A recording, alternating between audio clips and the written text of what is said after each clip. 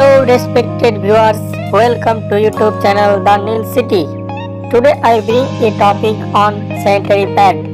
We will know the history of sanitary pad. Dear viewers, you are well known that what an important part of a woman and girl is sanitary pad. From menstrual belt to aprons to pads, menstruation products have come a long way. Your period come knocking and you reach out for a sanitary pad. Our ancestors had a much harder time dealing with their that time of the month. From wood pulp to sand to pieces of wool, the sanitary pad has gone through several stages of evolution before it became the familiar piece of sanitized textile. When women were on the rag, uses of rags and pieces of cloth as pad by women dates back to ancient times. That's also why the phrase being on the rag is used as a euphemism for menstruation. One of the first few documented evidence of the use of rags during menstruation goes back to Hellenistic Greece.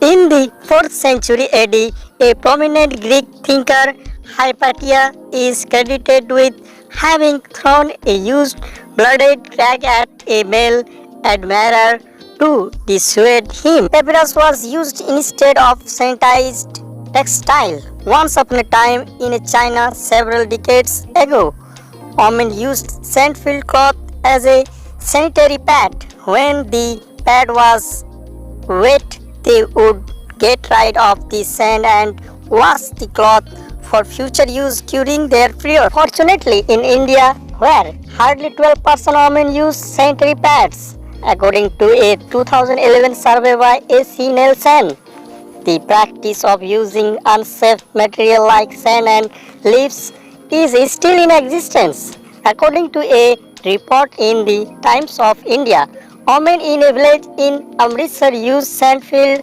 socks as pads, often leading to a infection and other medical problems. Another material that figured in menstruation-related practices of yesteryears is papyrus. Was used in ancient Egypt after soaking in water. Aprons. People began experimenting with different kinds of menstrual products commercially as early as the 1850s. They came up with the ingenious idea of a period apron. The idea was to put a thin layer of rubber between the underpants and the outer garment. This was a progression from cotton and flannel being printed in the bloomers in the 1800s. It's hard to imagine how wearing a sheet of rubber, especially when you are already wet and bleeding, could have been comfortable and not stink-ridden. Did someone say menstrual belt? Yes, but thankfully a century ago, menstrual belts, as the name suggested, were like belts that would go around the waist and meet at the center between the legs, where the pad would be attached to the loops of the belt.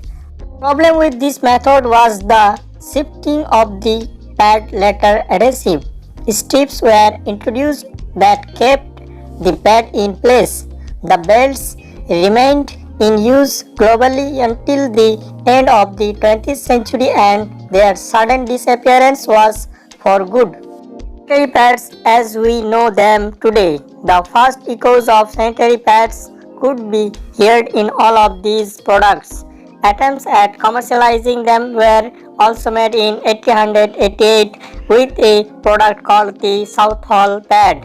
Similarly, Johnson & Johnson also developed something called Lister's towel, sanitary towels for ladies in the 1890s.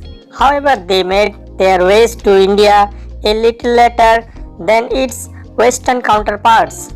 The closest prototype to contemporary sanitary pads came in 1921, when Cortex pads entered the US markets, this also became the first commercially available reusable pad in mainstream. There is a popular history. It owes its origin to the First World War when nurses realized that the super absorbent bandage with a cotton acrylate blend used for wounded soldiers can also help them tackle their menstrual flow. The same material was later introduced as Cortex, named after its cotton texture or cortex. For the longest time, the retailing of the pads was confined to upper class women as others could not afford periods. There were jars in which women could drop the money and collect the pads from a box without interacting with mostly male shopkeepers. This was how things were in the US in the early 20th century. American women will menstruate for about 40 years in total, bleeding for about 5 days a month or about 2400 days over the course of a lifetime, about 6.5 years all told. The basic question is on how much plastic waste comes from menstrual products is tough in part because it's labeled as medical waste and does not need to be tracked, and in part because so little research has even looked at the scope of the problem. But rough estimates for the likely output were staggering. In 2018 alone, people in the US bought 5.8 billion tampons, and over the course of a lifetime, a single menstruator will use somewhere between 5 and 15,000 pads and tampons, vast majority of which will wind up in landfills as plastic waste. In the US, there's growing interest in alternatives. In a recent survey, almost 60% of the women questioned were considering a reusable product.